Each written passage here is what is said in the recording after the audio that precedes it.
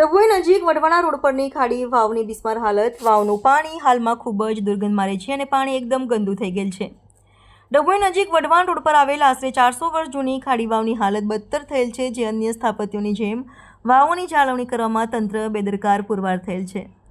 ઐતિહાસિક વાવો વિશેના ઇતિહાસકારોને લોકોને કહેતા હતા કે તેના પાણીનો ઉપયોગ દરેક ઘરોમાં કરવામાં આવતો હતો. વર્ષો અગાઉ પહેલાં દરેકના ઘરે નળ ન હતા, જેથી ગામના લોકો તળાવ અને નજીકમાં આવેલ વાવના પાણીનો ઉપયોગ કાયમ કરતા હતા, જેના કારણે વાવના પાણી કાયમ માટે શુદ્ધ રહેતા હતા અને સરકાર પણ આ વાવોની જાળવણી પહેલાં કરવામાં આવતી હતી. પુરાતત્વ વિભાગ દ્વારા વાવો પ્રત્યે ઉપેક્ષા થઈ હોવાથી આ દરેક વાવની એક અલગ જ કહાની હોય છે. દરેક વાવની અંદર જતા પહેલાં 71 માતા મંદિર આવે છે અને ભાતુજી મહારાજ પહેલના જમાનામાં આ વાવની અંદર દરેક લોકો વાવમાં જતા પહેલાં માતાજીના દર્શન કરતા હતા. ડભોઈ નજીક વઢવાણા રોડ પર આવેલા ઐતિહાસિક વાવ, જે માતાજીના મંદિર દીવાબત્તી થતા હતા, એમ જ સંધ્યાકાળે આરતી રમેશભાઈ મારવાડી પૂજારી મંદિરોમાં કરવામાં આવે છે. આ મંદિરનું રિપેરિંગ કામ થાય અને જાડી સાકર સફાઈ થાય એવી માંગ મૂકવામાં આવી છે. 400 વર્ષ પહેલાંની છે આ વાડી ખાડી વાવ તરીકે ઓળખાય છે.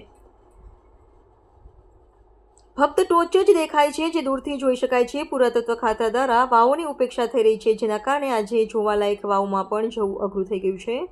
લાલા ટોપીની વાવ પણ ડભોઈ નજીક આવેલી છે. આવી અનેક વાવો આજે ડભોઈ તાલુકામાં ઐતિહાસિક વાવોની જાળવણી કરવામાં તંત્ર બેદરકાર સાબિત થયેલ હોવાનું જોઈ શકાય છે, જેને લઈ લોકોમાં વહીવટીતંત્ર સામે રોષ ભભૂકી ઉઠેલ જોવા મળે છે.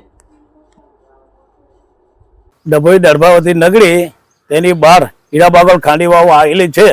તે જૂન પુરાણો વાવ છે, મોડોફામ જવાના રોડ પર, જે જૂનો ઇતિહાસ છે અને વર્ષો પુરાણી છે. અહીંયા ભક્તો જે બી કોઈ આવતા તેમની સૌનો મનોકામના પૂરી થતી હતી.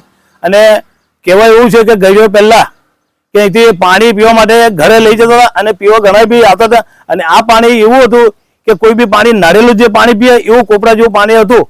તે પછી હવે આ વાવ બહુ જૂન પુરાણ થઈ ગઈ છે અને થોડીક સમારકામ કરવા લાયક છે. એટલે મારા અધિકારીઓને એટલી નમ્ર વિનંતી છે કે આ થોડીક સમારકામ થાય.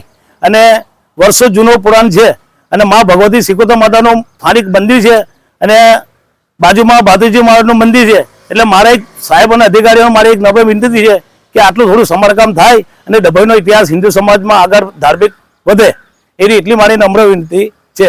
કેટલા વર્ષો જૂનું છે? કેટલા વર્ષો એટલે લગભગ આપણે તો નથી જાણતા, પણ વર્ષો એટલે હજારો વર્ષ જેવી તો ખરી જ.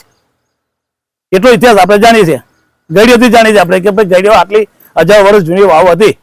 અને હું 25 વર્ષથી ભક્તિ કરું છું, સેવા કરું છું માતાજીની.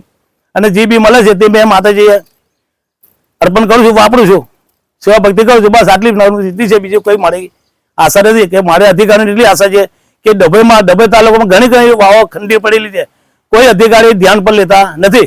બરાબર છે. મારે એક અધિકારીને એટલી નમ્ર વિનંતી છે કે આ વાવ મારી થોડી સમારકામ નવી થાય તો અહીંયા ઘણા ભક્તોની લાઈન વધી શકે છે અને ઘણા ભક્તો બહાર દૂર દૂરથી આવી શકે છે.